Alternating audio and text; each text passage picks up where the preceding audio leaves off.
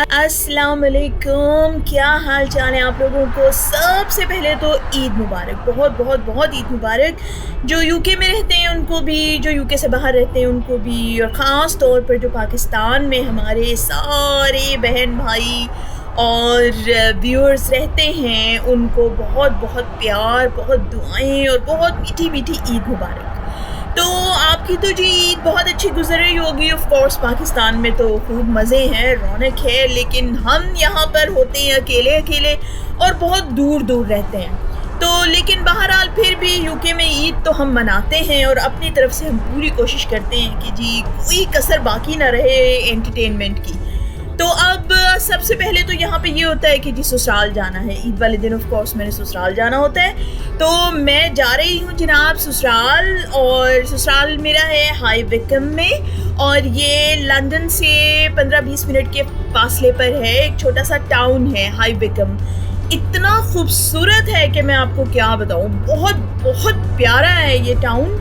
और यहाँ ज़ाहिर है हमेशा जाते रहते हैं, लेकिन आज ज़रा दुगनी खुशी है। ईद पे ज़रा आपको पता है दुगनी खुशी होती है। तो इस बार मैंने सोचा कि जनाब इतनी खूबसूरत जगह मैं अकेली क्यों देखूं, मैं आप लोगों को क्यों ना दिखाऊं। तो इस वजह से मैंने आपको भी आज साथ ले लिया। तो फिर आइए आपको यूके दिखाऊं।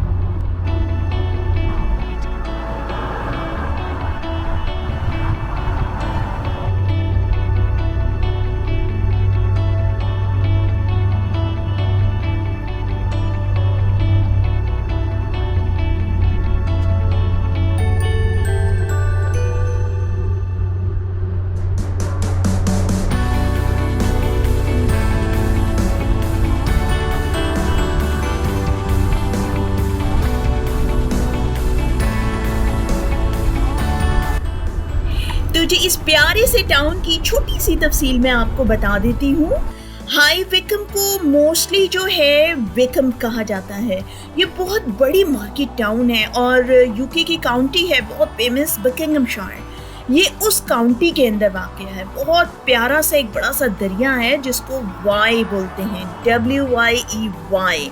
तो उस दरिया के ऊपर ये सारा टाउन वाक़ है, बहुत खूबसूरत। और उसके इर्द गिर्द जो है वो चिल्टन हिल्स हैं। इतनी प्यारी चिल्टन हिल्स हैं, वो पूरी पहाड़ी सिलसिला है, बहुत खूबसूरत। उसके बीच में ये टाउन वाक़या है। और नियरेस्ट टाउन इसका जो है सिटी है बल्कि ऑक्सफोर्ड है। ऑक्सफोर्ड इससे तकरीबन 3 माइल्स के फासले पर है और इसकी आबादी तकरीबन होगी 1.5 लाख के करीब तकरीबन होगी। वाई का जो लफ्ज़ है वो रिवर वाई से बना है। वाई का लफ्ज़ रिवर वाई से बना है जिसके ऊपर ये टाउन वाक़या है।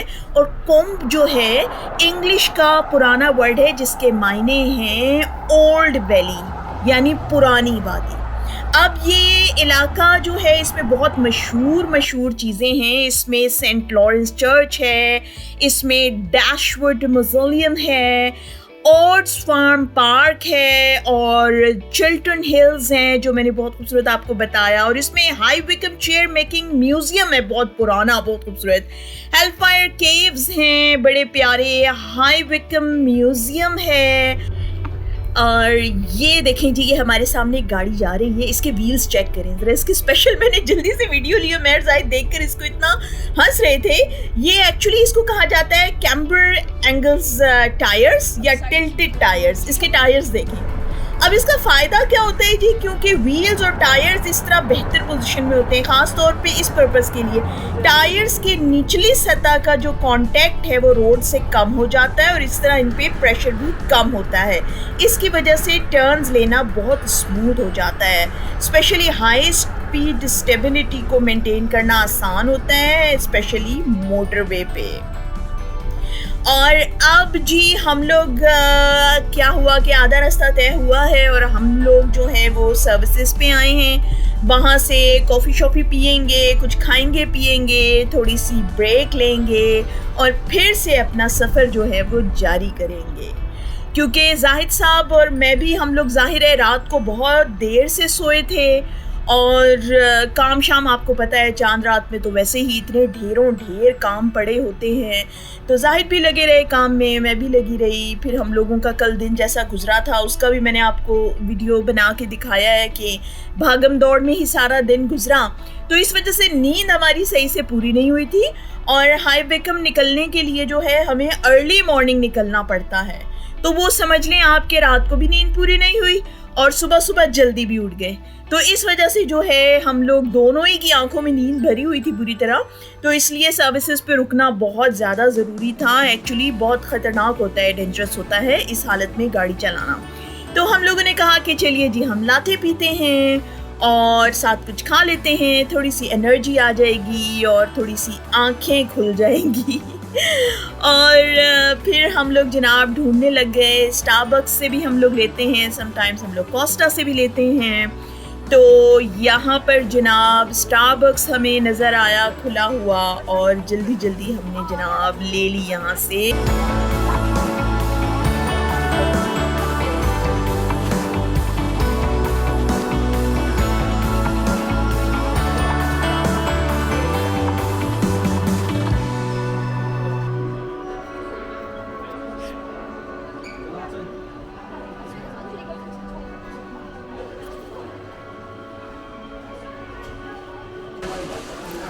अच्छा, सर्विसेज पे भी आपको बड़ी बड़ी मज़े की रौनक लगी होती है। सर्विसेज पे ना हमेशा मुझे बहुत ज़्यादा एंटरटेन करती है ये जगह। पूरी दुनिया के कोने कोने से, एक तो आपको पता है यूके लोग आए हुए होते हैं और फिर वो अपने ज़्यादातर उसमें टूरिस्ट भी होते हैं, विजिटर्स होते हैं, तो फिर मुल्क के कोने कोने से लोग आ रहे जा रहे होते हैं। ज़ाहिर है मोटरवे है और मोटरवे पे सर्विसेज पे हर कोई रुकता है ब्रेक लेने के लिए, तो फिर किस्म किस्म के आपको लोग नज़र आते हैं।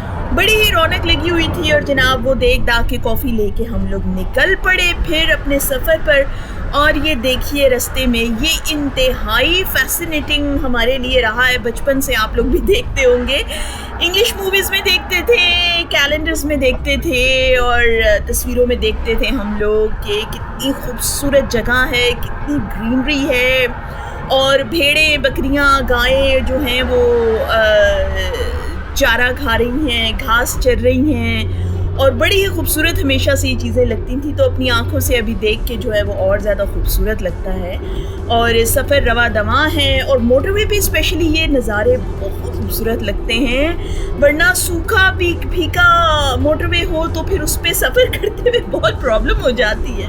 तो हम लोग तो जी ऐसा है कि गप्पे लगाते हुए जाते हैं। जाहिद की भी तबीयत बहुत अच्छी है, हंसने बोलने वाले इंसान हैं, तो उनके साथ गप्पे शप्पे लगती रहती हैं, हंसते बोलते रहते हैं। फिर ईद वाले दिन मैं आपको बताऊं मज़े की बात क्या होती है, क्योंकि मुझे ससुराल जाना होता है ईद वाले दिन, ठीक है। तो क्या होता है कि मैं फिर पाकिस्तान में किसी को ईद मुबारक कह नहीं सकती, कहने का टाइम नहीं मिलता, कॉल करने का टाइम नहीं मिलता। अर्ली मॉर्निंग हम लोग निकल जाते हैं, तो मोटरवे जो है वो बेहतरीन जगह होती है मेरे लिए कॉल करने की। जैसे ही हम लोग गाड़ी मोटरवे पे डालते हैं उसी वक्त मेरा मोबाइल जो है वो ऑन हो जाता है, बिल्कुल एक्टिव हो जाता है और फिर मैं बारी बारी सबको कॉलें मिलाना शुरू कर देती हूँ और बारी बारी सबको ईद मुबारक कहना शुरू कर देती हूँ। तो मोटरवे मेरा जो है वो बेहतरीन रास्ता है सबको ईद मुबारक कहने का। और ये जी हमने टर्न ले लिया है हाई विकम की तरफ और ये रास्ता आप देखिए, ये मेरा सबसे ज़्यादा पसंदीदा रास्ता है। इसकी आप ग्रीनरी चेक करें, माशाल्लाह देखिए ज़रा। जैसे ही हम इस रोड पे टर्न करते हैं ना, मुझे एक गाना बहुत पुराना याद आ जाता है, तो आपको भी सुनाऊं। रही न रही हम महका करेंगे, बन के कली बन के सबा राहे वफा में। रही न रही हम महका करेंगे,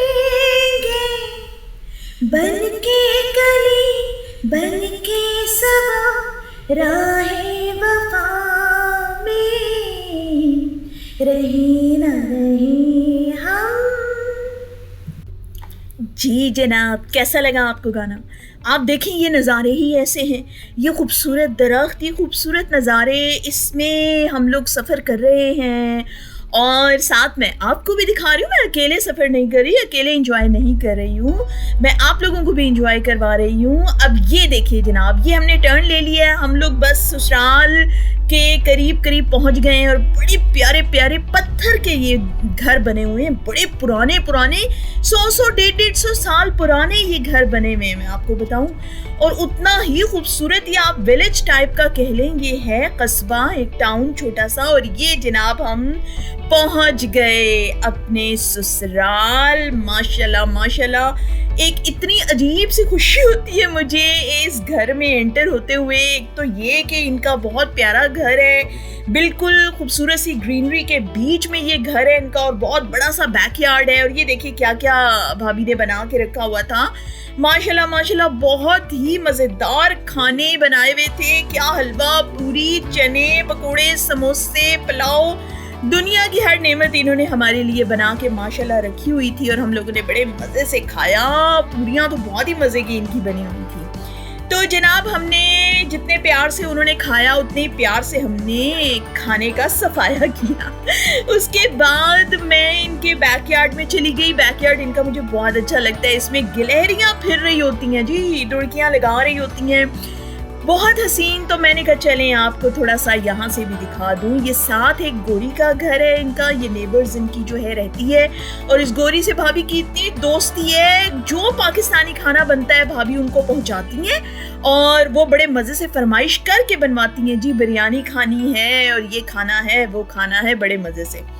अब यहाँ पर जो है बच्चे भी खेलते हैं, इत्तेफाक से बच्चे थे नहीं, बच्चे गए हुए थे और हम लोग जनाब घूम घाम के खा पी के गप्पे शप्पे लगा के हमने अपनी वापसी की राह ली।